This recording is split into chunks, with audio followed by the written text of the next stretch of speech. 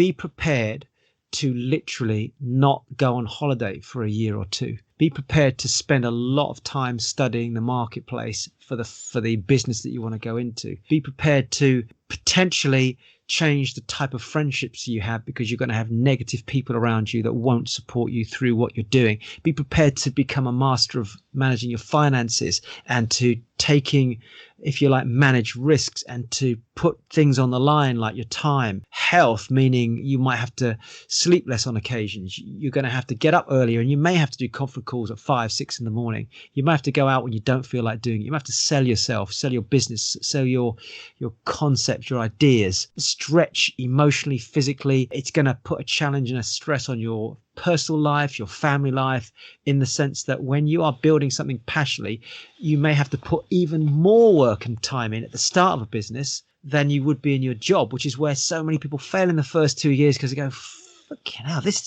I feel like I'm doing more work than I was in my job. And the truth is, you actually might be. Hello, this is Dr. Rowe, and you're listening to the Growth Tribes podcast with Dr. Rowe and Harms. This is the podcast where two completely different generations tackle the most challenging topics that people are facing today.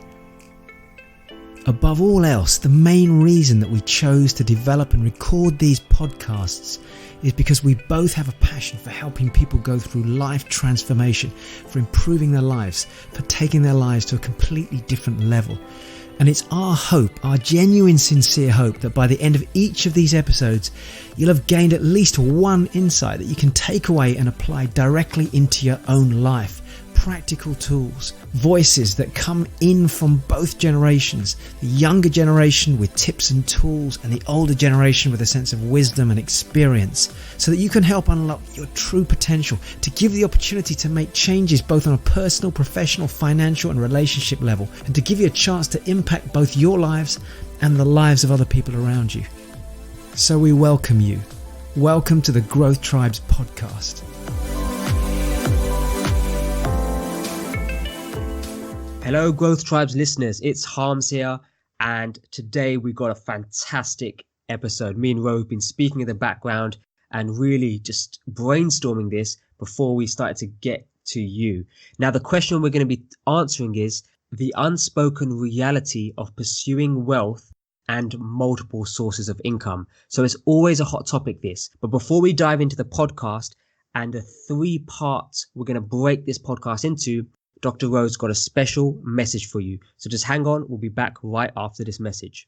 Hello and greetings, it's Dr. Rowe here. Now, before we start the podcast, I'd like to invite you to join me on an incredible 3-day event called Communicating with Impact. If you're wondering who this might be for, probably the best way to describe it is to ask you the question, are you a parent wanting to communicate more effectively with your children? Do you run a business and you want to attract more money into your business, more clients, increase your sales in your business? It might be that you're in a career and you want to climb the corporate ladder, be more effective as a communicator, get to senior levels, be able to ask for pay rises. It might be that you want to be a professional speaker, want to increase your skills on a stage, or possibly you're a coach. You might run a network marketing business and you want to attract more people into your business. You actually may be a property investor wanting to attract more money from angel investors. In fact, if you're listening to this right now and you have any desire to improve your relationships with people on an intimate level, personal level, professional level, or you want to simply increase your business, your turnover, and your ability to impact people more effectively, then I do encourage you to join me, because I've spent 30 years in front of hundreds of thousands of people,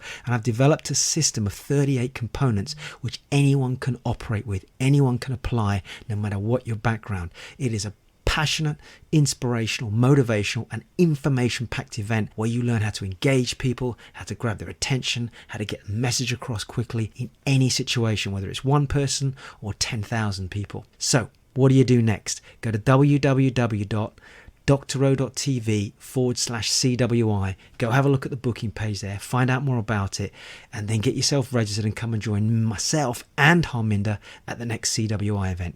Dr. Rowe signing out. Hey Ro, so the question we're talking about is the unspoken reality of pursuing wealth and multiple sources of income. So I've sort of explained that we're going to break this into 3 parts. What are those 3 parts for the listeners at home? Yeah, I mean, this is a great topic. I think as we're recording this, this is incredibly important. You've heard me talk quite often about the cycles the economy goes through. Every 7 to 10 years, we're hitting a recession. You can't fight that. It's part of the global cycle of economy. And we, as we're recording it, are going into that next, what I certainly believe to be the next big recessionary period. So anyone listening to this, pursuing wealth, multiple sources of income, without a shadow of a doubt, in my mind, it has to be something you've got to consider. The question is, are you ready for it? Do you want to do it? Is it something you're interested in? Is it something you're passionate in? So I think the best way to break this down, because we've got a lot to cover in a short space of time, and both you and I are entrepreneurial, we're both independent through our own financial strategies. Let me sort of throw this out and see what you think. I think part one needs to be, are you ready for it? Are you ready to pursue wealth? Are you ready for multiple sources of income? So that's part one. Part two is the reality of it. What's it really about? You know, you hear all this stuff on the internet and you see all these flashy adverts. And I go onto YouTube and suddenly there's a paid advert, and there's some slick young guy about a third of my age. He's not even a millennial. And he's like, yeah, come and do this and you'll be completely financially free. And hey, look at me. I'm on a beach in the Caribbean and I did all this in the last week or something like that. Yeah. So there's part two is the reality of it. Part three is tough questions to ask before you even start it. I'm a passionate follower of coaching. I love to coach. I love to do interventions, as you know. And I think the most important tool any coach or self-coaching person should have are questions. And that is an amazing tool. So I'm going to be throwing out some tough questions. I know you're going to be doing the same thing.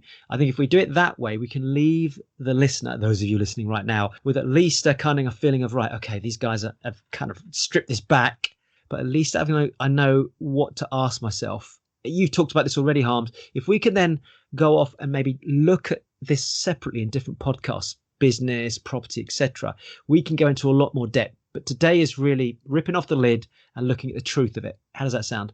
That sounds fantastic. And what I love about this is because we have almost at some point, both me and you at different times in our lives, asked ourselves this question, which is, okay, it's time for me now, or should I be pursuing wealth? Should I be pursuing multiple sources of income? Because at some point in our lives, both of our lives, we wanted to make a financial change. Yes. And we probably asked ourselves an important question, like, am I ready to step out the job? Am I ready to step out the career and make this financial change? And at some point in both of our lives, the answer was yes. So if you listen to this at home, you're in safe hands because both of us have done it. I'm almost still going through the transition. Ro, you did it many years ago now. I did it 22 years ago. Wow. When you would have been about 8. You hadn't even got a hair. Now you've got a face full of hair.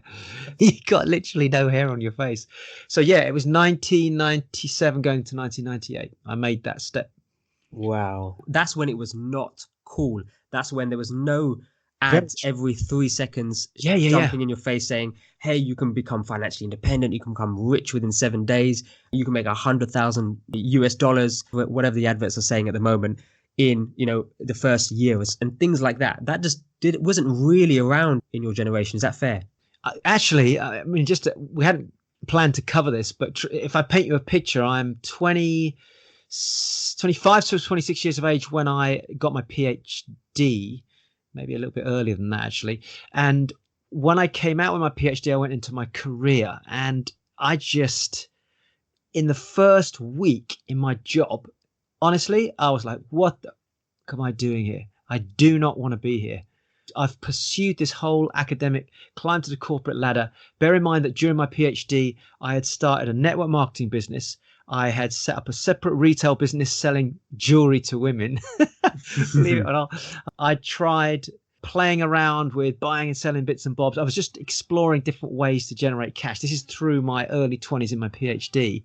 I then go into my career, at which point I start another network marketing business and I start to trade the stock market. So back in those days, you bought a certificate, you bought a share certificate or how many of you wanted, and then you'd have to sell it back out through a broker on a phone. It's none of this stuff you could do on the internet right now. So I'm sat there, I'm in my late 20s and I am pissed off. I'm thinking I've got to get out. I'm reading personal development. I'm attending events. I'm listening to different speakers. I'm listening to people like Les Brown on a tape player in my little mini that I had at the time. And man, I just wanted to get out. So I was already in that state where I was ready, but we did not have advertising. We didn't have the internet. Everything was snail mail. And you just had to go and drive around or find out where there was an event going on and try and learn from that. There was nothing like we have today. Nothing at all. But I was absolutely determined to leave. And the natural step for me, if you're looking at the Robert Kiyosaki model, which is the cash flow quadrant, and if anyone's not know what it is, it's basically 4 quadrants. Top left is E for employee, bottom left is self-employed, top right is business owner, bottom right is investor. I wanted to go from E to S. That's all I knew. I didn't even think beyond that. I just wanted to get out my job. And the natural thing for me was to go and become a consultant and start be self-employed as a business from that point. So that was my starting point. I think that was 1997, 1998. I had no idea what I was doing, but I had a mentor at the time who was a consultant. He was the number one in the world. And I knew what he was charging per day, which I think was like £1,000 a day, something like that, £1,500 a day. And I thought, hey, great, maybe I could just charge a third of that, 300, 400, 500 a day, and get going, and I wouldn't have to work as much as I'm currently working right now. I think when I left my career, I was making £20,000 per year, which is ridiculous if you think about it. I had a PhD. I was 27, 28, 29 years of age, thereabouts, maybe 29, 30 actually from memory. I've lost track. But anyway. Well, the feeling is after that amount of time specializing and studying, to have that £20,000 a year is almost like, wow, was that worth it? Well, I started at 15. It was just gut wrenching because I just thought, crikey. But you didn't question it. Back in those days, yes, but you're a young engineer, you must work very, very hard. So it's like, work hard. Don't focus on the income. Focus on the fact you're going to start to get your points, your continued professional development, and you've got to get chartered civil engineer status, get your hours in. Just go out, get the experience. Eventually, after 10 to 15 years, you're climbing the corporate ladder, you'll get to senior management, possibly director. And I just looked around and said, do not want this. As much as I loved what I did in terms of my PhD element, the rest of it didn't interest me. I just couldn't see myself there for life. I used to look ahead and think, I was reading all the stuff on personal development, on business, even at that stage then. So I unconsciously, emotionally, I'd left the job when I started the job. On day one. So for me, Ro, I unconsciously left the job. I almost was done with it. For me, it was about year 7, year 8 into the job. Okay. Because I wasn't aware of all of those things you described, personal development, the idea that, individuals can go ahead and start a business. They can go build a property company. I just wasn't really aware of those things. I just thought that's for a select few people on this planet who just are either gifted or they were born with money or whatever. So I was like, I'm really talented at my job, getting promotions, engineering position. It was only until I saw that, oh my God, it's almost somebody just, opened my eyes and said, there's other stuff out there. And that was with a few books that just landed on my desk, and then coming to meet yourself as well. And you said, look, there's other ways to do this. So when I hit year 10, I was like, I am done. So the question I asked is, am I happy in my job? Do I want to continue in this job for the rest of my life, for the rest of my career? And the answer for me was no. So I had to do something else, which is the multiple sources of income. Give us an age. So as a young millennial, you would have been, I met you about 25, I think, but you had already got the angst, a year or two before that? About 2 years before that. So about 23 years old, because I had gone into an apprenticeship route. I'd been working since the age of 16, 17 in my uncle's garage. And then I did some office work for another uncle. So they took me on summer jobs, and some of it I enjoyed, but I started to get into the working habit and making some sort of money early on. Then I went into an apprenticeship route, and then I was like, okay, this is exciting, because as part of the apprenticeship part of the work environment is so social. You're learning on the job, you're learning all of these incredible skills, and you're hanging around with all these awesome people who are all of the same age as you. So you've got a social side to this apprenticeship. But then once you're put into the workplace, suddenly it's like, oh, where's all my friends gone that I knew from the apprenticeship? Well, actually, we've all been scattered across the country. Now we're in the workplace, and that didn't take me long. I mean, about 5 years, and I was like, I can't keep doing this. This doesn't matter to me anymore. It's not very meaningful to me. I need to be doing something different. And I think, if you're listening to this right now, there are two different voices here. I grew up when you stuck your head down and didn't really question stuff. So when I was even questioning it, I got looked at, I was questioned myself by people that are older than me, and I didn't have any real source of inspiration apart from going to seminars. If I go back 7 years for you, which is when you're 22, 23, by then YouTube was up, Facebook was operational.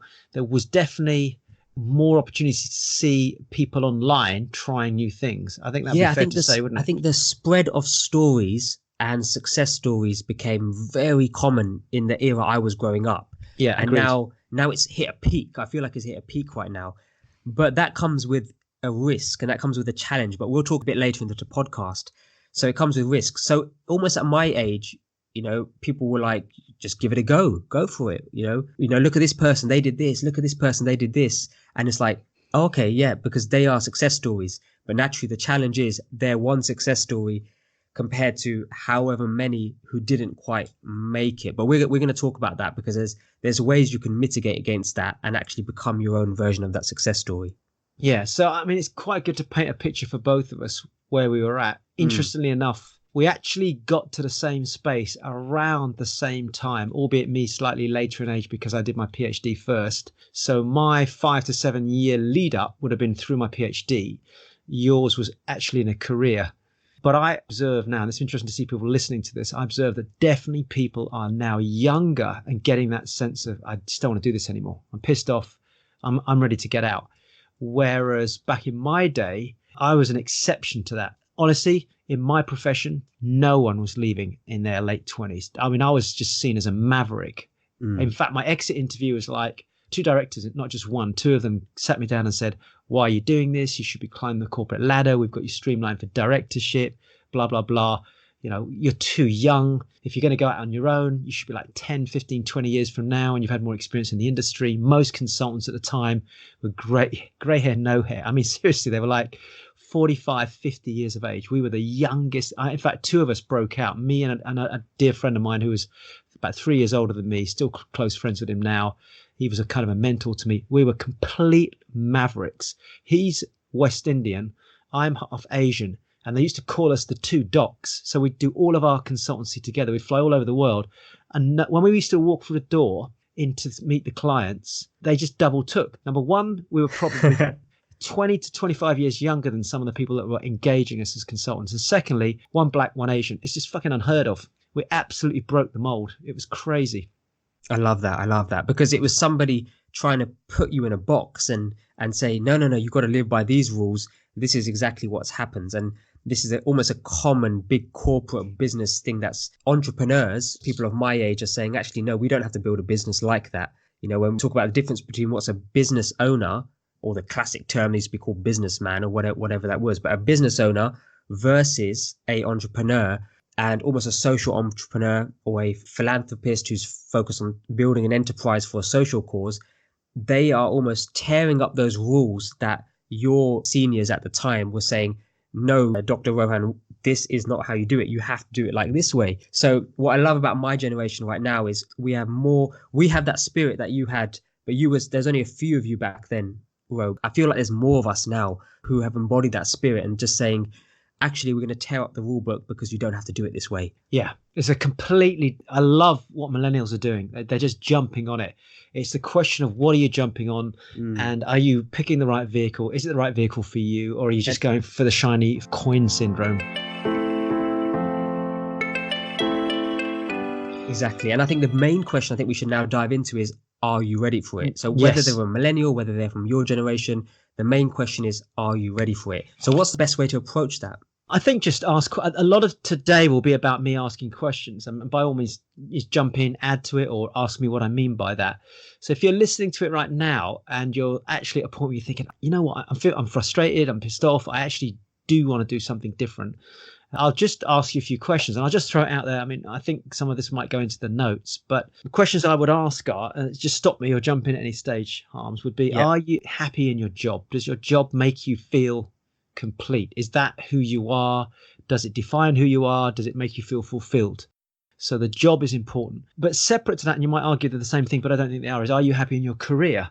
So you might be in a job that's in a particular career, is that going in the right direction for you? So the job is one thing, enjoying the functionality. Like you had your you had your job as a railway engineer, correct? Correct. But Yes. the career for that would have been railway engineer, climbing the corporate ladder to ultimately become, what would it have been if you kept going? What would have been the career for you? Well, my career projection was almost like a senior director of a region. So it'll be moving beyond the engineering phase to becoming like almost managing my own business, but within that organization. So Right. that would, As a salaried role though. as a salaried role Right. and probably top end, we're talking about the 100K ish mark. And that was also the big challenge. So, one of the things is, okay, I was happy in my job, but was I happy with the income ceiling in this job?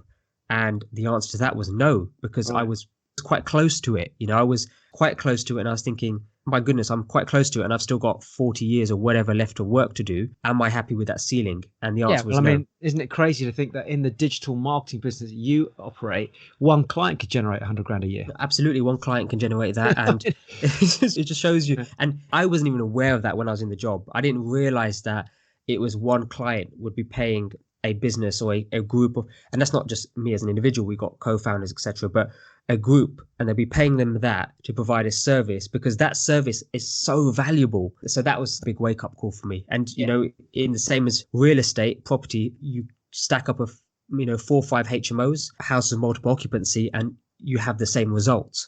Exactly. Or as a professional speaker, you go out for 2 or 3 days and you generate 100K that way. So there's just so many different opportunities. It's not about money for those of you listening, but it's just about, let me work down the list. So actually income does come in there. So the career and the job are different. Growth is another question. Are you getting enough growth? Are you emotionally developing within the job that you're in? Are you growing intellectually? Are you growing emotionally? Are you growing as a person? Because I think that all of us, myself included, over the years can get stuck in something because you're comfortable and it pays well, or it doesn't stretch or challenge you, and you can stay there for longer than you need to. And you can also find yourself in that situation as an entrepreneur if you're working for certain clients. I've experienced that myself. So the patterns can reoccur, but in a job it's more challenging because you're never going to outgrow business unless you physically, or the job you're in, unless you physically develop yourself. You'll always stay confined by that. So And I think that's a big one, Ro, for my generation. right. That feeling of, am I going to work and am I fulfilled with the company's missions, the company's values? Am I developing on a daily basis? Am I being stimulated? Is there a social aspect associated with this career? Are there the correct perks? And it's not always financial. I mean, my generation are seeking that level of fulfillment. And I think that's a big thing that I'm seeing in people's career. They just get bored so quick. And that's not necessarily their fault. It means the roles that are still in existence within businesses are not helping people expand. That's on the company as well as the individual. I do think, actually, whilst we're on this point, is don't underestimate that over the long term. Short term, dangled an extra 10K a year in a job. You go, yeah, screw the fucking growth. You know what? The 10K is going to pay for a trip to the Maldives this year. We'll just blow the money or whatever. That is an easy place to focus. But if you're thinking about as a human being, and I think millennials are definitely moving into that emotional development, personal growth phase where they want more than just the salary. They want more than just a career they're pursuing. So you've picked on a good point there, actually. Time with family. So again, remember the question is, are you ready to make a change? So my question is, well, first of all, are you happy in your job? Are you happy with the career, growth, emotional development? Do you feel you have enough time with your family? Are you planning to have kids? If you are, does the career, the job allow you to do that? If it does, great. But if it doesn't, then there's question marks. Another question is income. Are you getting enough income? Can you increase your income? Does this job, this career have the opportunity? You talked about a ceiling there, 100 grand, whatever. Is that, it might be fine. I mean, it could be you and your partner get into two separate careers, hitting 85, 90, 100K a year, whatever it is. That's 200 grand a year coming in. Hey, you know what, Dr. O, Harms, we're happy with that. We're fine. That's fantastic. But ask these questions now, such that you don't find yourself in 5 to 10 years thinking, oh my God, I thought I was going to get more than this. And I think every career that I'm aware of has a ceiling unless it's linked to share options or a commission type structure, typically. And, share options always all dependent on the business growing. And I've known people get offered on share options and then suddenly it's moved back a year. And bonuses based on commissions is all about performance for that year. If you don't perform, it might be the next year that your income comes down. And what if you built your lifestyle to that? And then, of course, the next couple of years, you don't earn the same income. So your lifestyle suddenly reduces. Long-term wealth is another long-term wealth. Yeah. I mean, this I think is the biggest one. And I think I this is where, Ro, just to jump in, which is if somebody is, you listen to this and you're saying, actually, Ro, I'm exactly that person. What you just said. Me and my partner are happy. We're happy in the job. We're happy to see out our career because it gives us the income. It also gives us the emotional development. I get those time with family and things like that. But this is the part where Ro's now talking about. Hang on, and continue to listen to this because we're talking about multiple sources of income. We're talking about income which can be generated to boost your finances that could potentially be used in other ways in the future. Is that where we're going to be going with this? Yeah, it has to be, because that's the one question mark over any job is it creating long-term wealth? And it might be that you're just stacking away everything you earn apart from your basic living costs and you are putting it in a bank. But then, of course, what do you do with that money? So that's another conversation for possibly another podcast in itself. Have you got the ability to build equity into your life? So, or have you built equity into your life? You've spent 10, 15, 20 years, or you're about to spend 10 to 15 to 20 years working for this company, pursuing this career. Is there equity there? In other words, what if you stopped? What is the value of all those hours, all those minutes, all the pain, the blood, the sweat? Are you able to walk away and say, I'm walking away with equity. I'm taking something with me. I'm giving up the job. And with that comes 500,000 or 2 million or a passive income of this. Very rare anyone going into a job is actually building equity. Whereas if you build a business, you build equity into that business such that when you leave it, there's an ongoing passive income. It could be sold, ongoing concern. It can be capitalized up and sold, into the marketplace, whatever. Most people at a job aren't really building equity. I think that's a really big one just to pause on for a minute, because I don't think you in your career with all the years that you put into that job walked away with having built any personal equity for yourself. Would I be right? None whatsoever. Yeah. And I think with personal equity, are we talking financial equity, or can somebody walk away from their career, from their job with a different form of equity in terms of fulfillment? Is that a possibility? Well, there's three really. There's one is financial equity, which I think very few people do. Two is personal growth, i.e. So when I became a consultant, the equity I'd built in was my PhD and X number of years in the industry. Now I'm going to go and sell myself. So that was the one thing I did have equity. In terms of me as a person, I don't think I particularly grew in my job. I actually just every minute in my lunch breaks, in the evenings, I would read personal development books. I would go to events. I would go to seminars not related to my work. So I built my personal development equity outside of my job. I built my experience. That was the one thing I took. I think that's fair to say of anybody that's been in a career, same thing with you. But the problem you've got is that equity has to be applicable to the new career you're going into. So my first, if you like, stop after leaving the job was to go self-employed. All those years of knowledge and equity went into being a consultant, but that would not have helped me as a property investor. It would not have helped me as a trader, would not have helped me of writing books. It would not have helped me develop a personal development brand. It was only equity related to that career, in the same way you would have had equity as a railway engineer and managing lots of people and developing projects. But that didn't necessarily play out in what you're doing right now. Yeah, makes sense. And that's a fair point. So, Ro, there's two scenarios here. Number one is they're not happy with their job. What do they do? And number two, they are happy.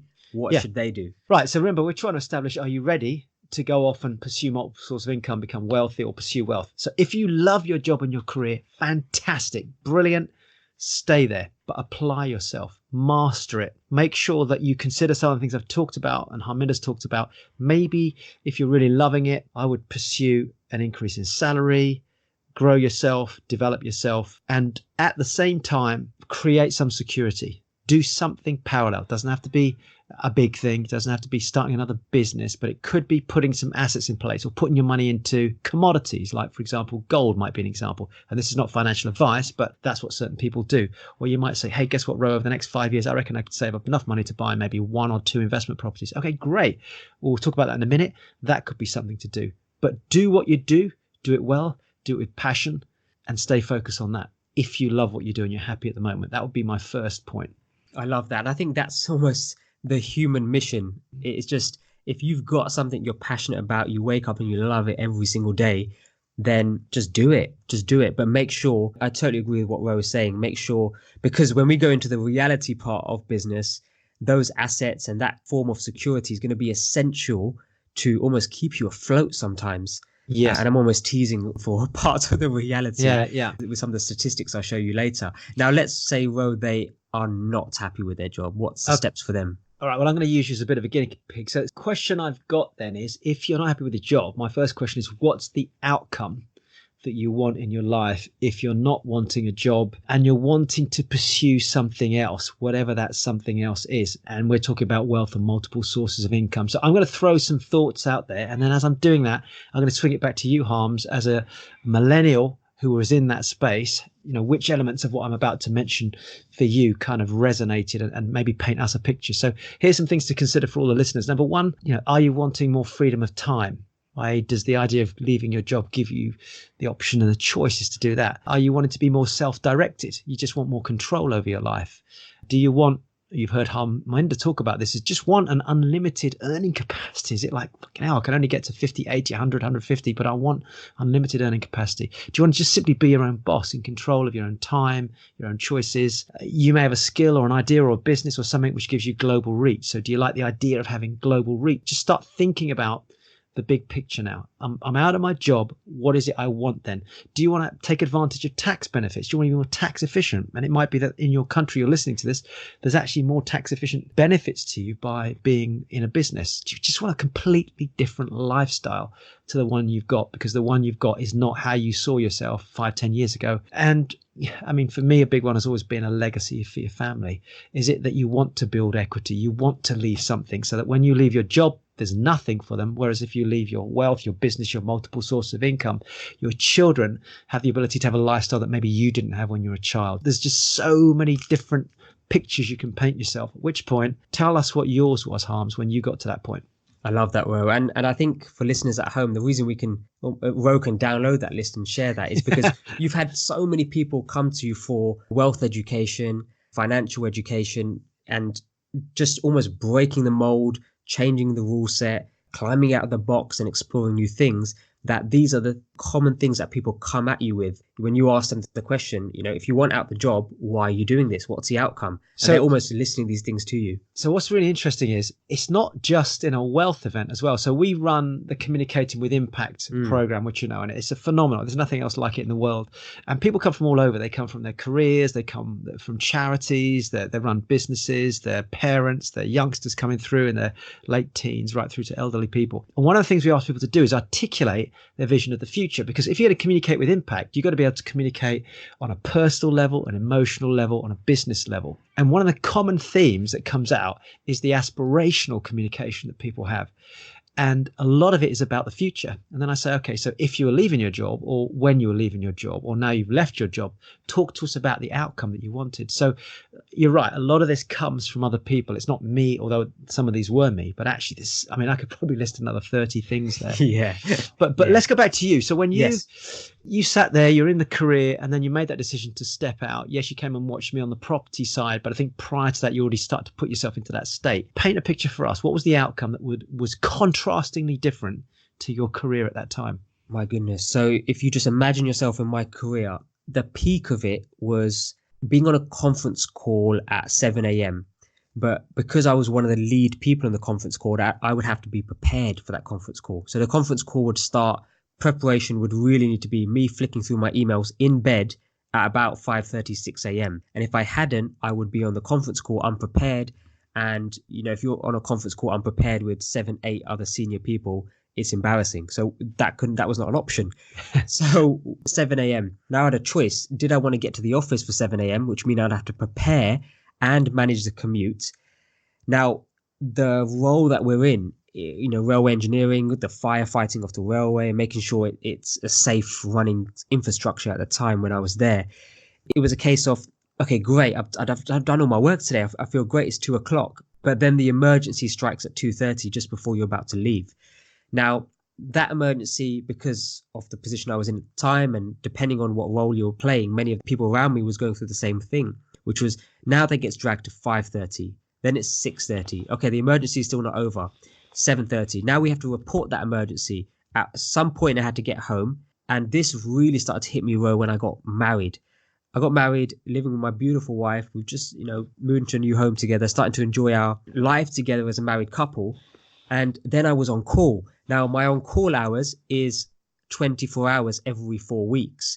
Now, that really started to affect us when it was 24 hours every 4 weeks, and I was on a night shift, which meant I was sleeping in the living room downstairs. So this is where I was. So the contrast which I wanted was just freedom of time, just so I can say, today I'm going to wake up at 9 o'clock, or today I'm going to wake up at 8 o'clock, have a coffee, take an hour to get ready to do whatever I'm passionate about in the morning. So the passion came later, but for me, it was just a freedom of time to dictate my time and not have somebody else say, because there's a conference call at 7 o'clock every single day, you have to be on that conference call every day at 7 o'clock. No excuses. It's like, okay, thanks for dictating literally hour by hour in my day. Can I just jump in there? I think there's an insight into this. And if you're listening to this and you're thinking, yeah, but I've got a role like that and it's exciting. I get to solve problems. I get to help people out. I get significance. I get recognized for it in the job. And I'm sure you would have got that. That's all great. I would challenge somebody who said that to me and say, yeah, at that moment in time. But when you add that up, that is an ongoing firefighting lifestyle. There is no actual purpose to it apart from fulfilling that role, helping people in that role and doing the job. It's not necessarily helping you pursue your own purpose in life. Now, I don't want to sound like I'm ripping anybody's job apart. And I mean, I guess I'm talking to you as well, Hamid. Had I been speaking to you at the time, which I kind of did when I first met you, but it comes back to the first set of questions, which were all about you as an individual, because it builds so much significance. You feel so important when you're doing that. A freaking year or two, because I had the same thing as a civil engineer, not quite as intense as you, where it was more when we were on site, but you drop, especially as a bloke, you drop everything. And for 2, 3, 4 hours, that is all consuming, isn't it? It's just all consuming. You feel great as well. Yeah, exactly. You feel great. And then afterwards, but what happens is that greatness over time, that's when you start to get adrenal burnout. And I won't go into that because the whole conversation separately, but this is when people start to get flatlined, tired, jaded, and then you start to question, the hell have I just been doing for the last 5 years? So I was going to say, Ro, that was awesome. And it was so much fun in year one when I could be innovative. But once you hit almost an innovative ceiling in here, try do that for 4 years. And then it's like, oh God, don't ever tell me about the time 7 a.m. ever again. I just don't want to hear it. So if somebody says the word conference call to me, I start to panic. Unless it's with my team, who we approach it very differently now. You know, that's almost an intentional thing. But I was seeking, so going back to the original question, I was at that point in time. So if you're listening, you know, rewinding now the 5-6 years, at that point in time, it was freedom of time. Now, what I just want to add here, Ro, is for those listening, and I think it's a nice way to transition into what does that look like as you go forward, because these are the outcomes. So I went from a road, you may not be aware of all of this as well. So I went from wanting freedom of time to then wanting travel. So once we got freedom of time, it was, okay, let's travel. So we traveled, you know, we did holidays, which were 30 days long, a month and a half long. And that feeling's now gone. So, okay, you know we can travel, we experience new places. Then it was okay, now we're getting really into business. We're understanding how things work and how property works. There is an unlimited income ceiling. Amazing. So that's one of the pursuits right now. But where I am now as a person, and if you're listening to this at home, this is actually a beautiful place to be. If you're a creative like me, is I just get to explore.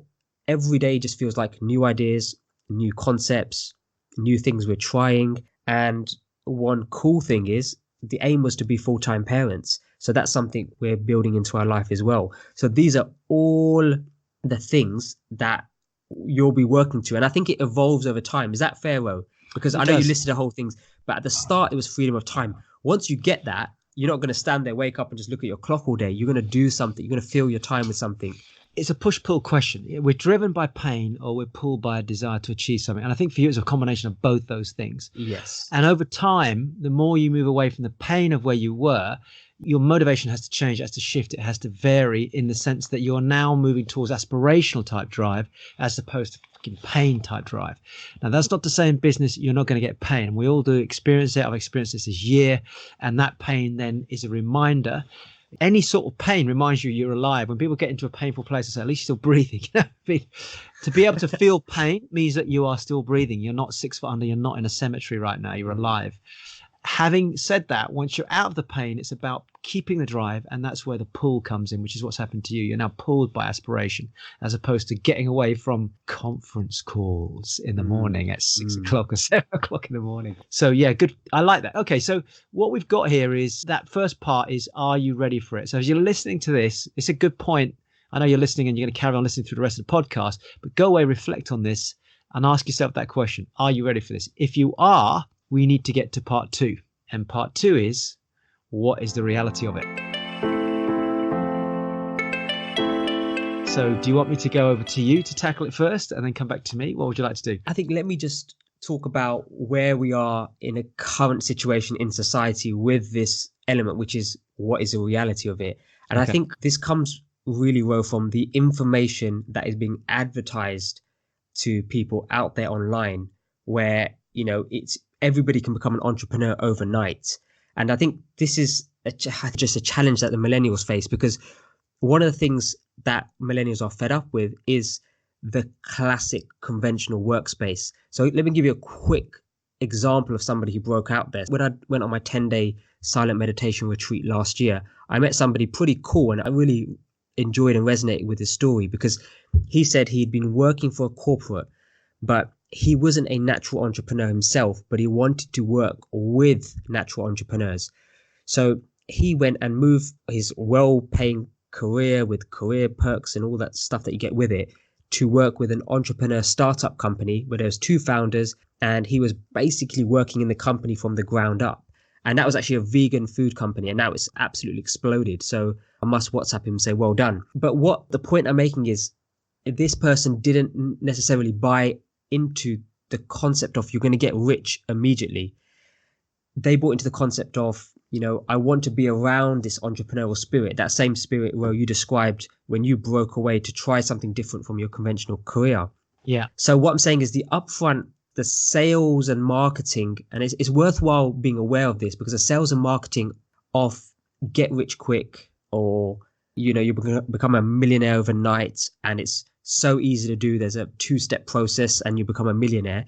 Those are advertised, and they're going to be even more heavily advertised as millennials get even more frustrated with their careers and workplaces. And I guess even your generation, Ro, who want to change. And I think the reason we grab onto these, probably number one, is the human condition is just blasé to the fact that things are actually hard work, and it's just to take the path of least resistance. So if I say I've got a chance to work with Ro's going to be, he's saying it's realistic. If you follow this path, you follow this guidance, this coaching, this mentoring, in real estate, or, mastering the art of communication, it will help you develop your career over a 2 to 5 year period. Now, you got a choice. You can work with Ro, and you got somebody's, oh my God, immediately they're thinking, blimey, it's going to take 2 to 5 years. Okay. But then if somebody else next to you, Ro, says, I can streamline that. I can sort that out for you in a month. Yeah. Naturally, the person's going to go for the month, but there's no reality or substance behind that. And I think that's something listeners need to be aware of. And there's a whole bunch of things we've got to question when it comes to, and we're going to talk about the vehicles later in the podcast that you could explore and possibly add to your multiple streams and sources of income. But one of the things I want us to be aware of is, as millennials, is that's basically can be summed up in one phrase, which is a shiny penny syndrome, going for, the shiny coin. And that's something we really need to be cautious of, because the right way to do it is follow the path where somebody's looking at Ro, and Ro says, this takes 2 to 5 years. It's going to be intensive learning period. Yeah. But you need a plan, you need a structure, you need to get support, some guidance, some mentoring, some coaching along the way, and make sure you've got that support as you build this.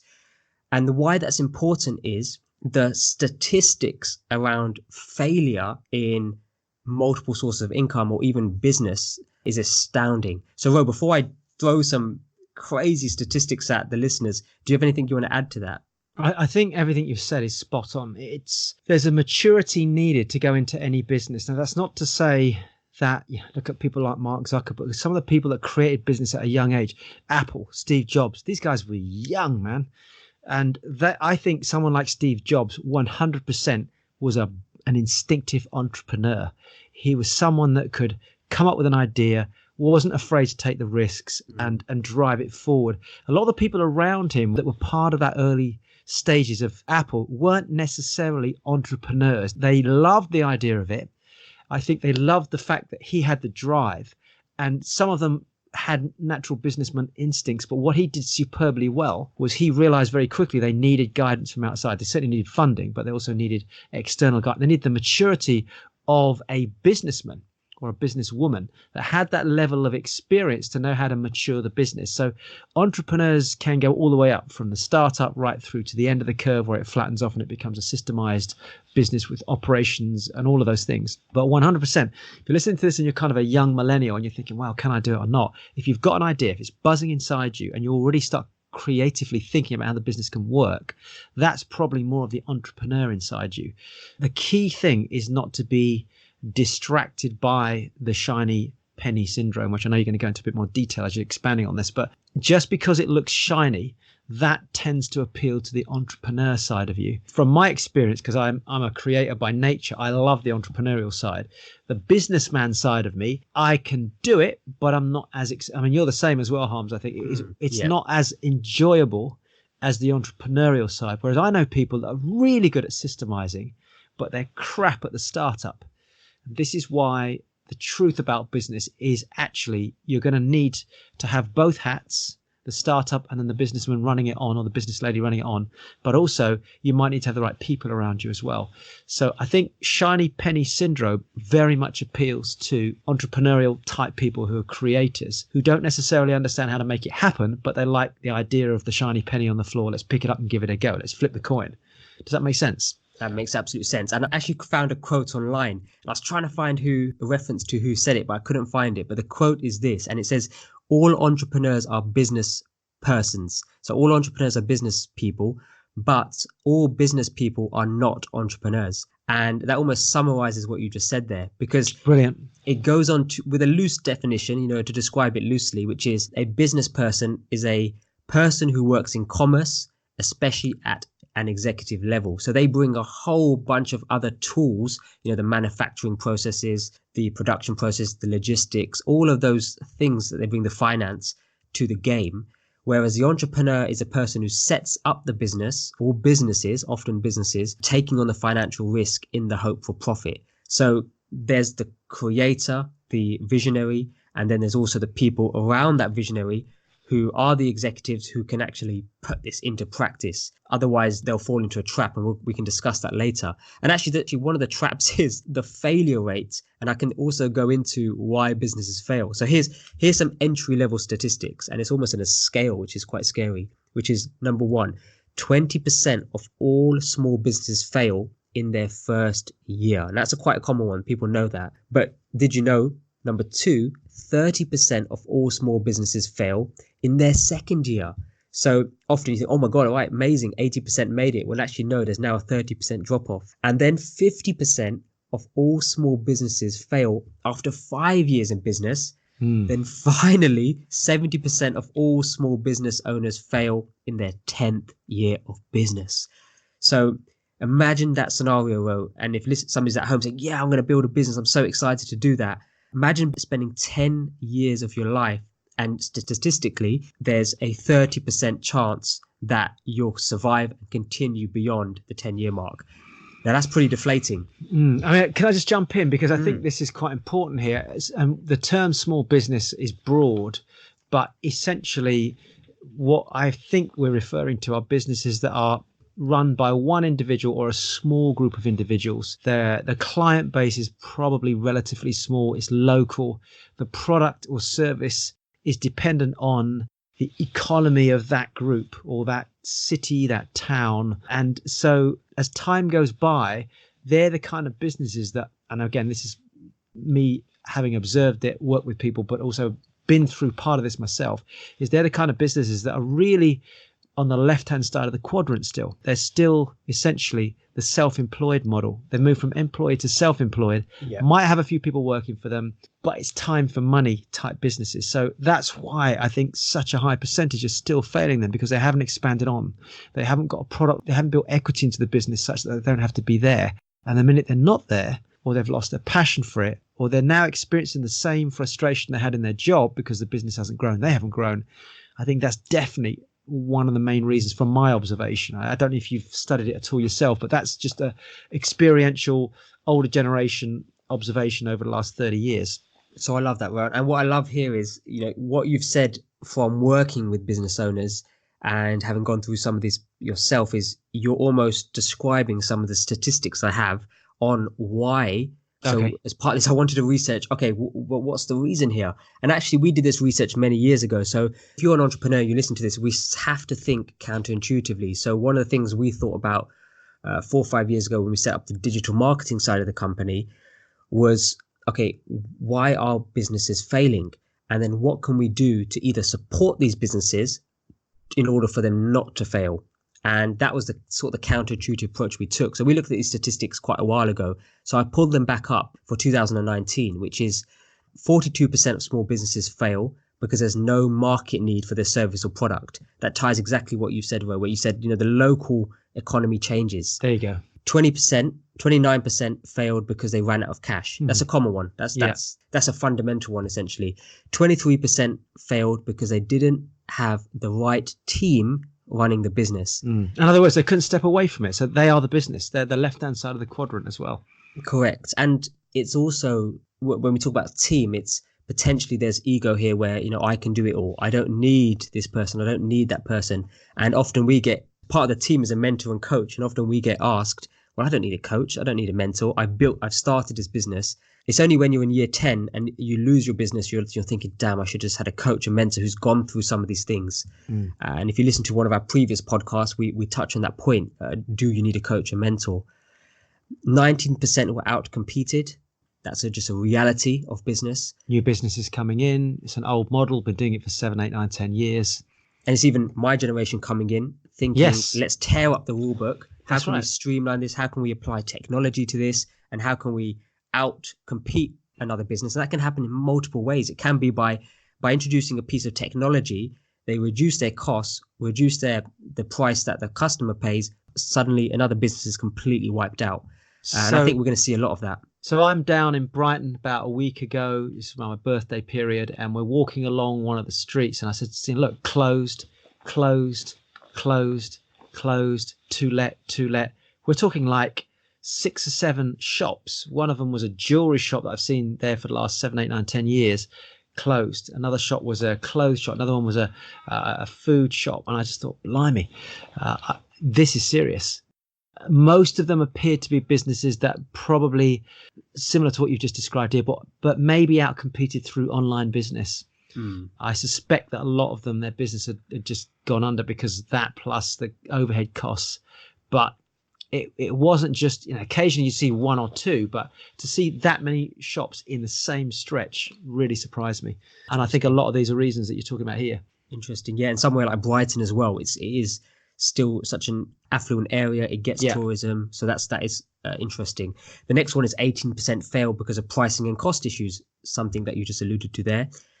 17% failed because of poor product offering. And I think this is a cool one for listeners at home. When me and Ro speak, and Ro, if you take Communicating with Impact, your 3-day training event, that's a product. And one of the things I know you're obsessive about is the quality and the standard of that product, the quality of the standard of the team around you, how that's delivered, the room, the AV team. So that's pretty much why that's going to continue to grow, because I know when students attend that, they leave thinking, damn, that was good. That was an amazing experience. Right. Yeah. Wow, because the product is great. And I think once you've got a great product, that spreads, that the word of mouth spreads, and the business has greater legs then. Very true. 17% failed because they lacked a business model. That's a common one. 14% failed because of poor marketing. That's somewhere, we set our business up to help support companies who are in that situation. 14% failed because they ignored their customers. I mean, that's an interesting stat to finish on. That's definitely an ego play somewhere there. Well, these are the reasons businesses fail. So the reason I wanted to chuck this in here for this section is this is the reality. We're still in the part 2. What is the reality of it? And the reality of it is, 10 years down the line, there's a possibility that you've invested 10 years worth of finances, effort, time, and there's no business after 10 years. That's the reality that you're going to have to bear with. Now, those are the technical stuff, or that's the logical stuff. but something you taught me quite a while ago. When I came to a coaching session with you and we said, okay, so we're thinking about starting this business, this business, this business, because of that entrepreneurial spirit I have. One of the things you said to me is, right, go work out who you are and what role you can play in the business. I was hoping you could expand on that so the listeners are aware of this, because I had no idea this existed before you mentioned it to me over a coaching session. So you're referring to the role as an individual. Just elaborate on that moment. So the role as an individual, dynamic role you play, Yes, it's called yeah. wealth dynamics. So you want to pin me back to that? Okay. So for the listeners, one of the things I studied probably back about 10 years ago was something by a gentleman called Roger Hamilton, and it's wealth dynamics. And each person's character, each person's individual character can show up in different ways. So in relationships, you'll have a certain style of personality that plays out. As a human being, you'll show up a different way. In business, it's completely different. You might actually run a business very differently to how you operate on a personal level. And without going into all the detail of it, Harminder, when I was listening to Harminder describe where he was at and all these different ideas, it became really clear to me that this is your classic entrepreneurial startup individual, and I'm the same. So I saw that straight away. Someone that likes to get out, come up with ideas, create new concepts, blast it out there. And if you're not that person and you happen to be someone supporting that person, that can piss you off. It can frustrate you. So the wealth dynamics concepts, without going into details in it, essentially comprises 8 different profiles, 8 different dynamic profiles. The creator is the person that comes up with ideas. Brilliant at the startup stage. You need to get that idea out to the marketplace. So you have a star. A star is somebody and I'm a creative star. So that's my 2 primary profiles. Very good in front of people, able to communicate, get the message out, takes the creator's ideas, spreads it out into the public. Then you have the supporter, if you can imagine it like a quadrant, a square. We're top right, and then we're middle right. Supporter, very good at networking, very good at getting to people on a one-to-one basis, whereas the star is more national, more global, more audience. Supporters one-to-one, brings people into the business, brings people that may have good contacts and a network or money into the business, and then channels them back to the star and the creator to make the business work. Then you've got the deal maker who structures the deal. Supporter can't necessarily get the numbers right, but they can gather the people, and the deal maker goes, I can make a deal out of this. I can put 2 and 2 together, get an opportunity here. Let's get the creator's idea. Let's sell the creator's idea out. The star can sell it at this, get a commission, whatever. That's your deal maker. Now we move down to the trader, who is all about timing. So the trader says to the deal maker, yeah, that's good, but why don't we do this at this time? Why don't we get in and make this opportunity work now, not in a month, but let's do it now, or let's hold off. So trading, making money through wealth as a trader is your classic sitting in front of the stock market, or possibly picking up a property deal, or finding someone that's interested in your business and getting the business ready and then selling it on to them at that stage. The deal maker sets it up, the trader executes it. Then you've got the accumulator, is the person that likes to just sit on stuff. They're slower. They are not really front facing. They tend not to be like to be out in front of the public. They're certainly not a creator, certainly not a star. They just like to own things. This is the person that buys commodities, buys properties, buys land, sits on it. It's your Aunt Nellie, it's your Uncle George. It's the ones that, oh yeah, I've been working all my life, but I've saved up money and I've bought these things. So they're not creative. They're not necessarily good at getting out to people, but they just sit, make money and let it build. And then the last 2 personalities, and if your listeners has been interested to see which one you think you fall into, is the Lord, which is the systemizer, the detail, the person that never speaks to anyone, the person that doesn't respond to emails or phone calls, but they just sit and create spreadsheets and work out how to make the business work from a financial perspective. They're the ones that can shave 3% here, increase your margins over there, reduce the product costs over here, get the salespeople's expenses down by 3%, but that has a knock-on effect on the total business. They hate talking to people. They love looking at numbers. And then you've got the mechanic, that's the operational part of it. So he will or she will take the creator's ideas, systemize them down, break them into components and make it logical, whilst the Lord is the person that makes profit from the internals of the business. The mechanic puts those systems into place. Okay, so you're going to be a speaker. Let's work out your timings. Let's work out your product line. Let's narrow that down. Look at the profit margins on that product line, and goes out to the deal maker and says, right, these are 4 products I've got into a spreadsheet. These are your profit margins. You can't sell for more than this, and you can't buy for more than this. The Lord will say, okay, well, let's systemize that and go online with that. We can triple those sales by simply putting a little app in here that allows it to go out to the marketplace. So wealth dynamics has all these incredible different personalities, But if you start a business and everyone's the same, like imagine me, you, and a whole bunch of other speakers, creators, and entrepreneurs trying to run a business, it would freaking fall apart. And I know that because I had that happen to me 10 years ago. We had 5 partners, and basically all of us were creator stars with, I think, 1 deal maker. There was no systemizers, there was no accumulators. It was basically a bunch of people with loads of great ideas, and it didn't work. The business failed. I love that. What a snapshot. I tell you what, that book is massive. So you just saved yourself reading that book. That's a great snapshot. If you can guess, maybe you're thinking, oh, I wonder what Row is. I wonder what Harms is. So I am a creator star. So when I've gone through this process to understand what I am, and just to give you an emphasis, once you identify what you are, what this model explains is that if you focus your energies on this area, that is how you will get the greatest financial reward. So if I'm a creator star, and that means I shouldn't be tinkering with spreadsheets. If I spent 6 months tinkering with spreadsheets, I instead should have spent 6 months coming up with creative podcast ideas where me and Ro as a creator star can jump on the podcast and get this message out there. Ro, what are you naturally? So my primary is a creator star. However, I have got an element of me which is a mechanic, and I think that comes from my old background as a civil engineer. But I can sit down with spreadsheets, as you know, and kind of play with them. But my greatest power is taking an idea and articulating it out to a group of people, or like we're doing here with podcasts. So that's where I'm in my greatest flow. So I learned this the hard way. So I went off and I started to develop my property portfolio. And after a while, I just got agitated. I was like, yeah, it's just another property deal. It's another property deal. But I loved being out. I loved speaking about real estate, about what we do. I love generating money by being a speaker and creating products. And when I actually studied this, I realized, okay, make the money and then pass the money to people who can help me find the deals, and to my team that can help me operate the deals. Let me be the person that creates the money to fund those, and let the accumulation of that wealth just be part of the long-term plan. The concept of wealth dynamics being stay in your flow in what you do well, and then bring other people around you to maximize that. And I think that's really important. And I think for anyone looking to move forward beyond this podcast, is start to think about where you think your greatest flow is. And that's where your business model should be steered around. And I'll tell you what I love about this podcast episode so far, Ro. We haven't spoken about business is about generating profit. Business is about making money, revenue.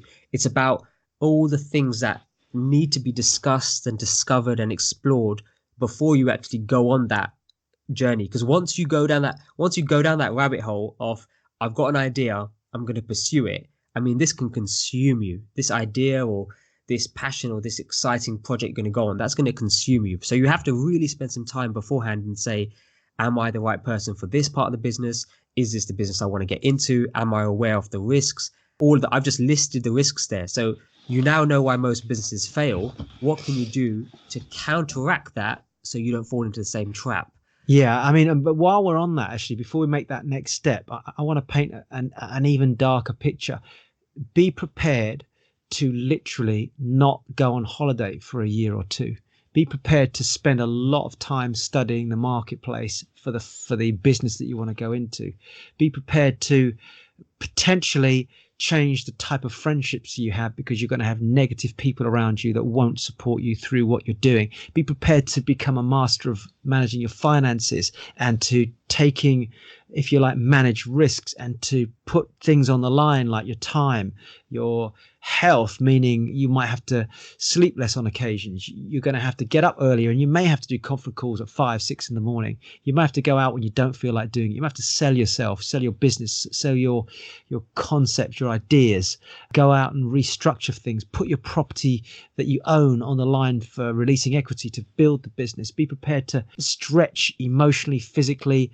It's going to put a challenge and a stress on your personal life, your family life, in the sense that when you are building something passionately, you may have to put even more work and time in at the start of a business than you would be in your job, which is where so many people fail in the first 2 years, because they go, fucking hell, I feel like I'm doing more work than I was in my job. And the truth is, you actually might be, because you're building a business to break through. It's a little bit like breaking out of an egg. You're sat there as this eagle in an egg, and you're tapping away, and you want to fly, but you're confined by this eggshell.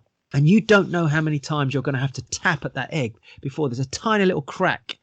And even mummy eagle out there ain't going to open up that egg. You've got to break it, tap on it, chip out. There's a tiny little bit of light. That's year 1.5. And most people stop tacking at that point. And then you've got to keep going until you break the egg, and then you've got to get out. And even when you've got you out there, you've got to stretch those wings. And there is a point when even eagles need a push. Even eagles need a push to just get off the cliff and soar. And that's when the mentors, the coaches, and as you start to fall, you flap those wings and you go. And I'm telling you, it is not an easy journey. I'm sorry, Harm, but I had to get onto that one, because otherwise everyone's going to go, well, okay, yeah, I can handle a failure. But actually, even to get to that point of failure, you'd have had to go through all of that. Most businesses fail in their first few years. Last year in the UK, I think something like 520, 530 businesses failed. So make no mistake, if you're going to go down this rabbit hole, be prepared to buckle up. I'm going to pause for a minute.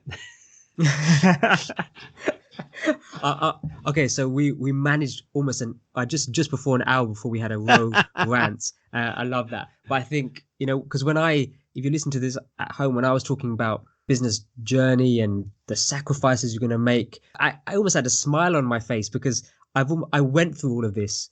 So I was like, yeah, as I was saying this to the listeners at home, I've been through that. Oh my God, yeah, I've been through that. So I had a smile on my face. You've listened to Ro, where that's 30 years plus in the business world. So I don't think it was a smile on your face when you said that, because it was like, this is serious, guys. If you're going to do this, you got to be ready for this. I've had people screw me over. People owe me a lot of money, haven't paid me for work I've done for them. Business partners that weren't honest about their situation, that then have had a knock-on effect on the business. Clients that said, yes, we're going to engage you, and didn't engage you.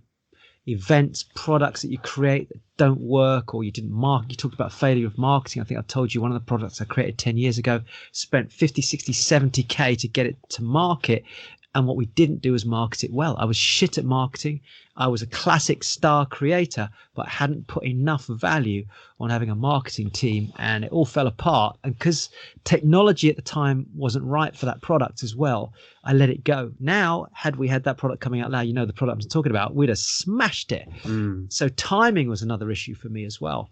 There's so many factors. And as much as it sounds wonderful what we've described, the failures don't, the percentages there, but it's the day-to-day physical effort required to keep it going until it gets to a point where you can step back from it and it becomes self-fulfilling, self-automating, and passive, semi-passive, or fully passive. You taking the audience to that dark place where I think is important in reality, because I can even recall a conversation me and my wife had many years ago now, where the discussion was around a finance meeting, and we're looking at each other and we're saying, okay, if this person doesn't pay, how many months can we financially survive?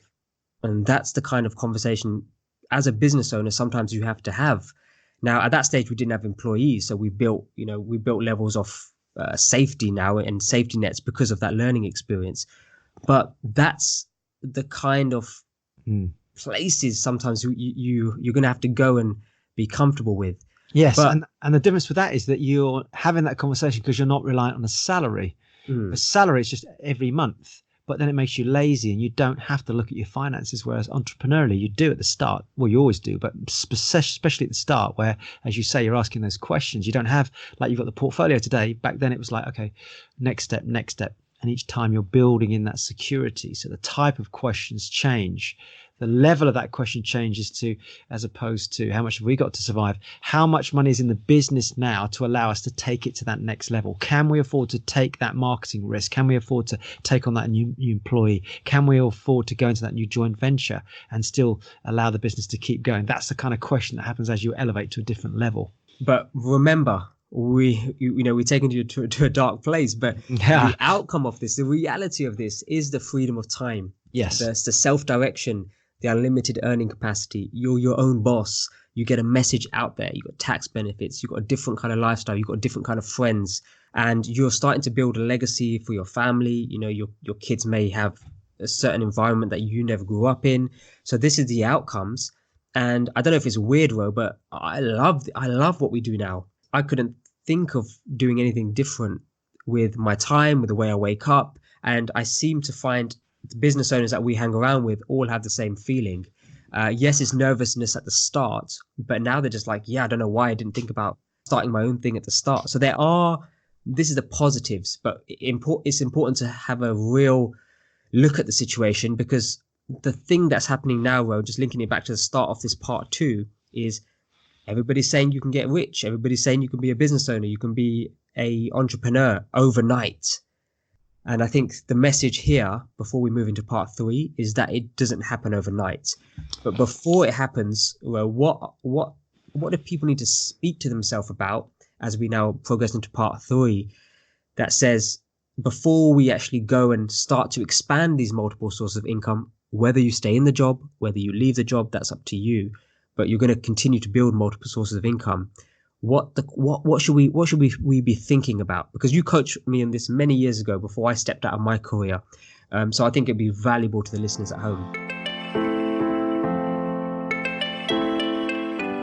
Yeah, and I think this is a nice part to just go back on what you just said, which is if you have watched stuff on YouTube, on the internet, been to a seminar, you're watching Instagram, whatever, and you're getting all this stuff about go into gold, go trade the stock market, write a book, be a digital online marketer, go and do Amazon white label products and sell them there, get a kickback, whatever it is. It all sounds great. And each one of those, as you said, are shiny coins. There's so many bloody shiny coins out there now. Where do you start? So I think if it's all right, I just want to kind of finish the podcast off in this part 3 with questions. And if I do split into business, real estate, trading, I think if you could pick up the online business, because they're probably the 4 main types of opportunities for people listening at the moment: business, real estate, trading, online. And the reason just to quickly jump in before you start this section, Rose, the reason I wanted to bring in the business failure and statistics around business is because everything we're going to speak about in this section is almost encompassed by business. So business will be one of the niche parts we talk about, but actually you have to treat all of these things like a business for it to be successful. So that's why I wanted to introduce that early. Yeah. Trading might be the one exception to that, depending on how you run it. But essentially, we've still got to ask the same sort of questions. So I'm not going to go too deep into this, because I think each one of these requires its own podcast. And maybe we just make a commitment to do that so people can come back and listen to it. So I'll ask questions, then I'll pause. If you want to jump in and add to that, then it just helps build a bit of depth as well. So for those of you listening, let's start with business first. Let's address this. And here's some considerations. Number one, have you got an idea? Have you got a passionate idea? Something you've always thought about? Maybe you've watched a movie once. You thought, oh, what if you created a business out of that? Or maybe you were trying a product. You were going out. There was a gap. You got kids. And why is it I can't find one of these? What if I created that? Maybe it's a business to do with kids. Maybe it's to do with a business with your current career. It could be an idea. You could be an inventor type character. I don't know. But something you've got a passionate idea about. That's really important. If you're going to start to develop a business, don't just pursue money. I think that's the single fundamental mistake that I made over the years, where I've actually had situations that haven't worked, is because I've chased money first. I was asked a question in front of about 700 people. I was in Singapore recently. It was a panel, there's 4 of us on the stage. Dr. Rowe, what's one of the biggest mistakes you've ever made? And I said, it's chasing money. It's starting a business for money rather than passionately wanting to build that business. Is that making sense, Arms? Yeah, well, and I've done it as well. I think we almost continue to do it. It's because when you're a creator as well, you're coming up with these fantastic ideas, and it's like, oh my God, it's going to make this much money. 6 months has gone down the line and it hasn't even come off the ground yet. So I think the passion is important, and I think passion, I'm just going to add a tagline to that, which is a passionate idea that matters as well. I think that can make a difference in the world. It matters in the world. Yeah. It has meaning to you. It will have meaning to other people. So when I think about you, I think, okay, things that you've been passionate about that have been successful is, communicating with impact, your personal development events, the Growth Tribes community, your investment portfolio, and the other private businesses you have. That's stuff that you've been passionate about, which has always led to a form of success. And if you've not been passionate about it, I just maybe haven't seen it, or I haven't heard that part of your story. Yeah, we'll come to real estate because that's an interesting one. So, okay, so passionate idea. Do you see yourself applying it? That's, think about the business. You've got an idea, but can you then see yourself applying that as a business, developing that as a business? Can you imagine yourself growing it, putting in the time? what would it involve? Picture it in your mind. What would it involve? What would the processes be? It's one thing. Like my 11-year-old Savannah had the idea of creating a magic eye, I think she called it, and it's like a camera that looks like an eye, and you can have it in the house, and it's sort of, it's like a surveillance camera, but it's also a camera to take photographs. And I said, well, how would you do it? How would you develop it? So it's as simple as that. It's an idea. Could you develop it? Could you evolve it? Could you imagine yourself building it and growing it? And of course, can it be monetized? Is there an opportunity? It's one thing to have a great passionate idea, but is there really money in it? So I was saying to her, how are you going to make it? Are you going to make it here? Are you going to hand make it? Are you going to pay somebody to make it? Are you going to do it yourself? Are you going to find somebody maybe living in a different country that's lower cost to make that? So it's the same thing. How can I monetize it? What's it going to cost? And of course, the big question, Harminder, is can you stick at it for 2 to 5 years? Because we know from the statistics, you've got to push through those first few years. And even then, 70% of small businesses fail in year 10. And I think you said 50% of small businesses in year 5. To get to year 5, we've got to move it beyond a small business. How can we make this something big enough so it doesn't fall into those categories? So it's passion. It's picturing yourself growing it, monetizing it, sticking to it, applying it, and developing it, expanding it, and ideally systemizing it as well. I'm just going to stop there. There would be major considerations at this stage. And I think they're essential because, from a personal experience, let me take one of the projects we worked on last year, which was we as a team said we saw an opportunity in the CBD market, and we partnered with somebody who would create it, but they weren't necessarily entrepreneurial, business orientated. Now, we did that because we understood there was a arbitrage margin if we used to sell these products online. I mean, the margins were massive, but if I had visualized it and saw myself operating that part of the project in business, I would have just not done it. Because when we started when the product started to unfold and the certain tasks came out, and the operations managers delivering these tasks to us and said, "Well, you got to handle this." I'm like, "Oh, I don't really want to do that." I'm not really prepared to start a CBD brand and stick with it for 2 to 5 years. So we just closed that business down. But if I had visualized that, and we almost did a team visualization to start with, we would not have approached it, and wouldn't have wasted all that time invested in the brand production and the websites and the e-commerce shops and all that sort of stuff you have to set up in the background. I wish we did that podcast then, before when we started it. I was like, well, stop there. Yeah. Let's put a pause on this one. I don't really feel like I want to stick to this. Spot on. I mean, even if somebody listened to this last, say, 5 minutes, if that was enough to prompt you to go yes or actually no, because we can have loads of ideas when we're in a career. If you stopped your career and went down that path and then realize it's not for you, now you get pissed off. You go back to work. I tried it. It failed. But actually, no, if you prepared, put the thought process first, it would have worked. And we could tackle this more on a separate podcast. So that's business. Real estate. So that's another wealth vehicle. We're talking about 4, remember, business, real estate, trading, and online business.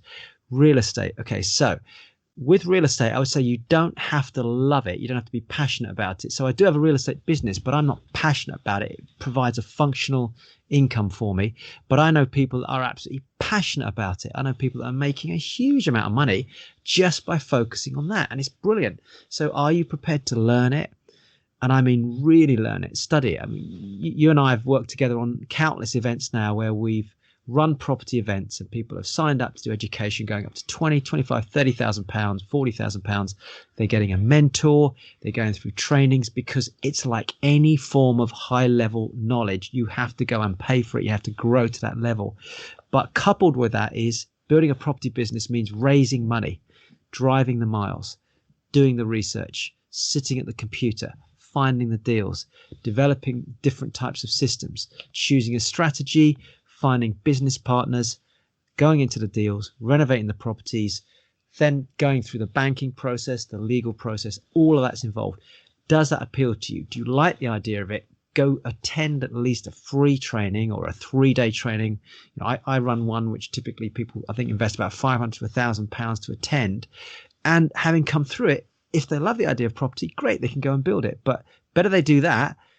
If they don't want to do property, and invest a grand, say, rather than go and do a property deal and lose a lot of money and don't have the passion for it. It is something you're going to have to do parallel initially to whatever you're doing until it creates a passive income. Now, you've done it yourself, so is there anything else you want to add to that, Hans? Yeah, I think it's all about risk management here. So if you're looking at when I get into online business, it's actually very, very low risk. But what I'm saying is take experiments and even take experiments with learnings. So just like Rose said, if you want to get into real estate or property and want to learn that in detail, go attend a workshop. If you want to learn how to set up a business or the business functionalities, or you've got a great idea, how do I put this into practice? Go attend a workshop, go commit £500, £1,000 to start that process. What you don't do is say, yeah, great, I'm ready for this. Don't attend any workshops, buy a house, put a deposit, say £25,000 deposit, and just take that punt. That's not what you do. And you don't do that with a business idea. You don't do that with property investment, because there's now so much information, support networks, education companies out there who can provide that fundamental knowledge for then you to go on and build and actually make a success of it. So I think that's to add to what you just said, Ro. Okay, so on this note, what I would say is anybody that's listening to this that is interested in business or real estate, come and join us on the Growth Tribes community, because within that community there's definitely a lot of entrepreneurs and business owners. There's definitely real estate investors. We've even got real estate trainers and mentors in there. So come and just do a month trial to find out more. There's lots of good content in the vault. Ask questions on there, because you'll get some practical insights into whether property's for you and the sorts of things you could do at this stage to get into the property market and get some ideas before you then pursue it any further. And certainly going to a training, and if you ask people in the community, they'll give you an idea of the sort of companies that have trained them. So I think that's worth noting at this point whilst we're recording this. Yeah, I think that's a good next stage. And also with the online business stuff, whilst we're talking about guiding and what the next steps are, I mean, we produced a 10-hour free training for that community as well, Ro. Yes, you did. That's complete start to end. It's 10 hours long. And rather than go ahead and commit thousands of pounds to, launching an e-commerce site, just have a watch of that 10-hour free video session, completely free, because we wanted to put it out there. We've had so many people spend money on advertising, spend money setting up a website. We've had people, I've just spent £10,000 on my website. What do I do now? Maybe you should not have built that website to start with. That's not your first point of call. Yeah. So yeah, there's a 10-hour free, video series there, and we go into quite a lot of detail in it. There's also a 2-hour video series on career transition with one of the UK's leading transition coaches. So what to go through, the process to leave your job, goes back to the first thing we did at the start of this. So there's a huge amount of content actually linked to this particular podcast over in the Growth Tribes community. Yeah, and I think what I'll do is I'll link all of that up in the show notes. So growthtribes.com/podcast, and they will be in this specific episode's show notes. So don't worry if you're not taking notes of this. Where do I go?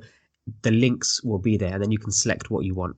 Great stuff. So last two, trading is all about trading commodities, trading options, trading stocks, currency trading, spread betting. This is not a passive income. It's generating profit online. Funnily enough, I'm talking to somebody about this tomorrow. So it's generating profit online. It's generating profit by getting and learning a skill. It's not a passive income.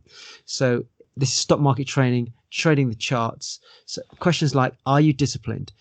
Are you prepared to learn this? Are you prepared to go again to seminars and to learn a systematic approach? I used to trade. I used to teach trading, and I love it because it's that part of me that's creative, but I'm not a natural trader as a wealth profile.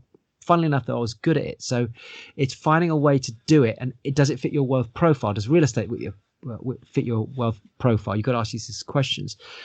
How do you handle risk? Because when you're trading, you could be trading with 20, 30, 40, 50, 60,000 pounds or more, or dollars or euros or whatever your currencies of your money. Are you prepared to put a risk out there where you trade that money and prepared to lose part, all of it, percentage of it? Again, so how do you handle stress? How do you handle the management of money? Are you the right personality for it? Are you able to sit down for 1 to 2 hours a day and give commitment in front of the charts, listen to the news, keep an eye on the behavior of the charts and the trade? All these things play out in trading. 85% of new traders lose their money in the first 6 to 12 months, something like that. So it is something you have to learn to do properly.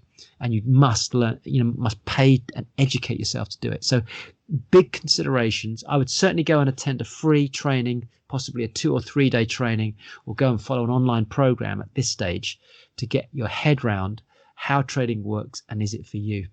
I love that. And I've got nothing to add on that one, Ro, because I've always been fascinated with it. So I've read lots of books on that subject. I'm reading one now about a trader, Renaissance hedge fund. So I love the subject, fascinated by it. Doesn't feel natural to my personality. So it's something I might have to pick your brain about in the Yeah, future, yeah, yeah, yeah. when my personality adapts slightly and say, well, Well, I want to explore that. there are more conservative forms of trading. I mean, there's something called scalping, which you do in minutes. Day trading, which you would in and out of a trade in a day. Swing trading is a trade that you're in and out of in a matter of, say, 2 weeks, 3 weeks. And then you have position trading, which could be in and out in 3 or 4 months. So depending on your personality, there are ways to trade shorter, longer time frames. I love it because it's a way to have a pot of money, grow it, and then take the money out of that and then put it into your business, put it into your real estate business.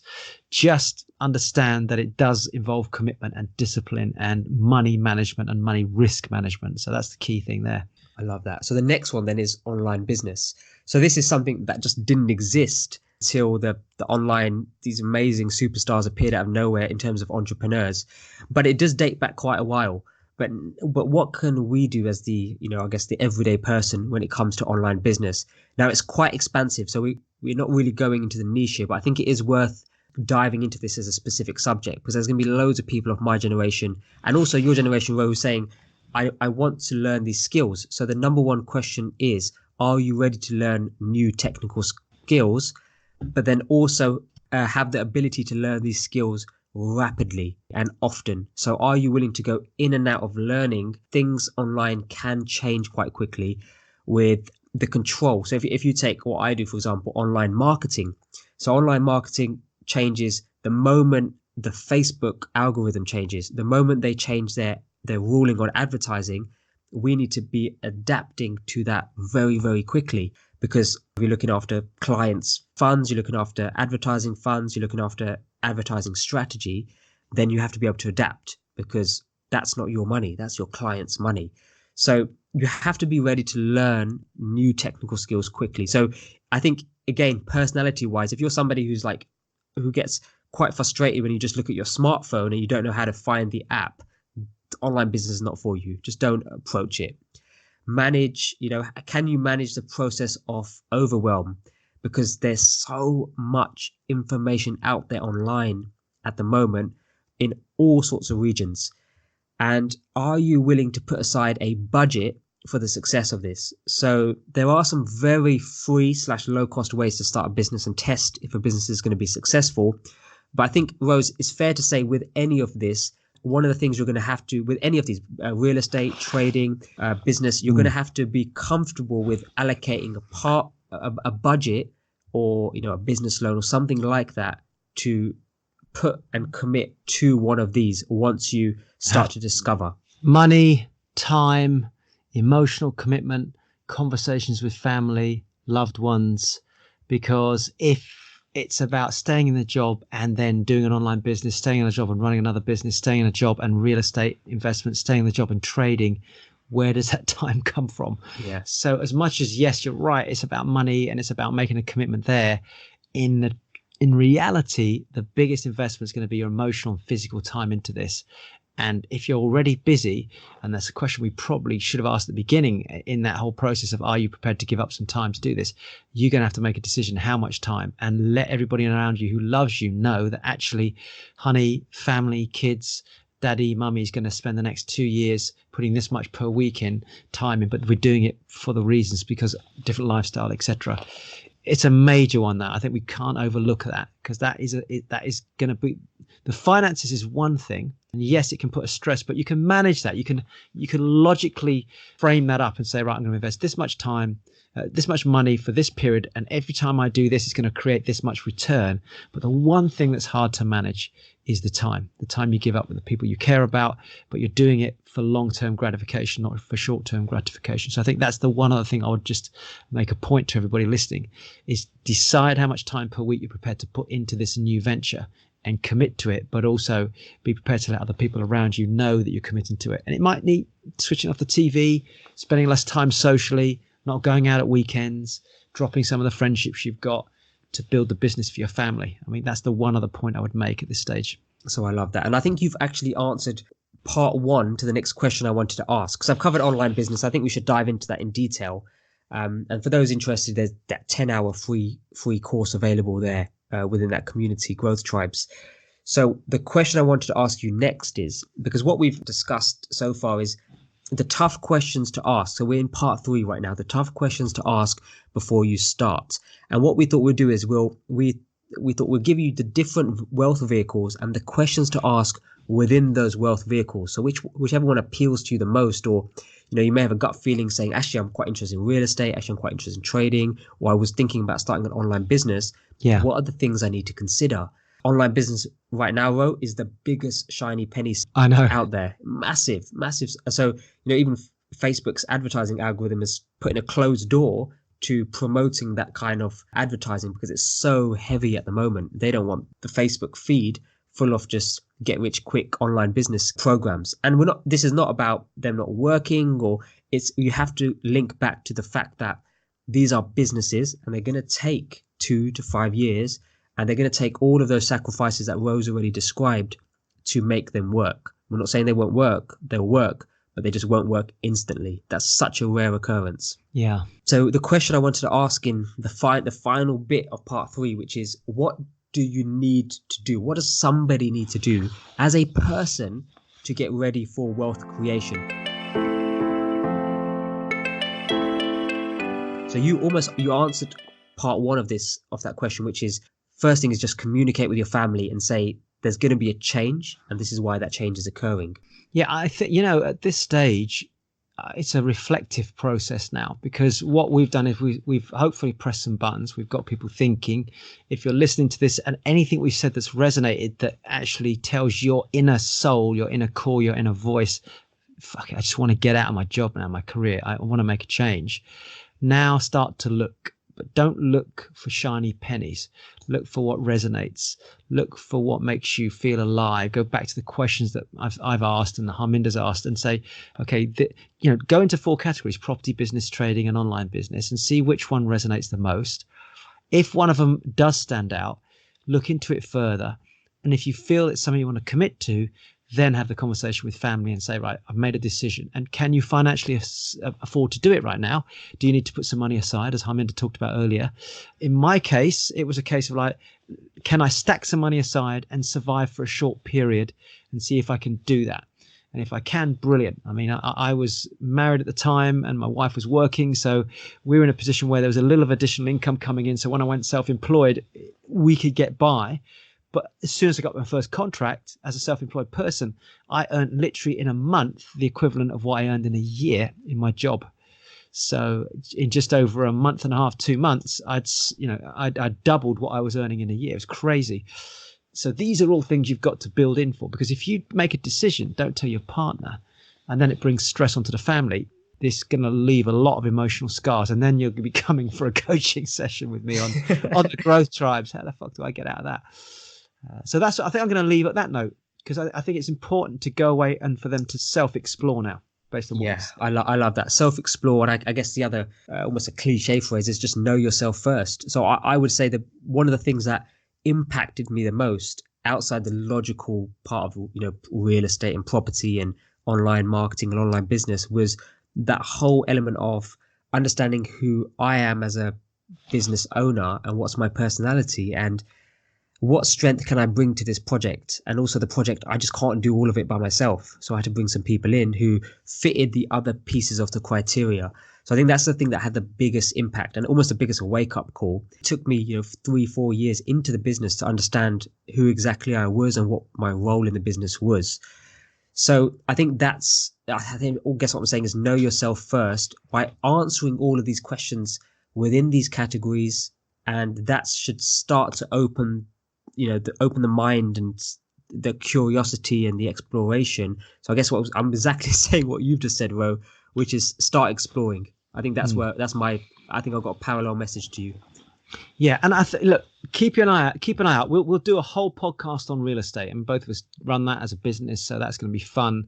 We'll do a separate one on business because obviously that's a passion of ours, and I think the online side we can maybe tackle that as well. Trading, we could talk about that. I might see if I can bring a guest on. There's so much more we can do, but at this stage, there's enough here. We've been talking for probably an hour and a half now. This is a really comprehensive, deep delve. This one. Yeah, I love this one. It's a foundation. Treat this episode as the foundation of you pursuing now wealth creation and multiple sources of income, because there's nothing to say in 10 years time you can't be doing business, trading, real estate, because Ro, you're an example of somebody who does that. I do True. two of those categories. So there's no reason you can't do that. And it's essential almost in today's world and today's market and the changing economy to have multiple sources coming in, almost critical now because things are changing so rapidly. But that allows you to explore, adventure into new places, learn new things. And it's quite an exciting journey, as well as all the dark things we've spoken about. So yeah. I would say, and actually, because it's such a big subject, I mean, I've just been speaking over the last couple of weeks to a friend of mine who is a trader. He runs a trading support club online and teaches people. So he hopefully is going to put some material together for us to bring into the Growth Tribes community, to have in the vault there, where people go in and look at different material to start giving some tools. So that there's more of this is going to find its way into our overall community. As always, everything we spoke about will be in the show notes. Once again, hope you've enjoyed today's episode. And this is myself and Ro signing out. We'll see you on the next one. Hello, it's Dr. Ro here. Harms and I would both like to personally thank you for taking the time to listen to this episode of Growth Tribes. And if you've gained just one insight, something positive that you're able to use on a personal level, on a professional level, to help your life, maybe even other people's lives, then we'd love it if you could take action on one of the following things. You can either simply subscribe so you don't miss out on any other great insights coming up in the future. You can share this podcast with close friends so they can also get the benefits of the tips and tools that we're sharing. Or it would be amazing if you could give us a review and let others know just how great this episode was. And finally, if you do have a question, don't forget to submit it on growthtribes.com/podcast. Thank you again for listening. This is Dr. Rowan Harms signing out, and we'll see you again on the next podcast.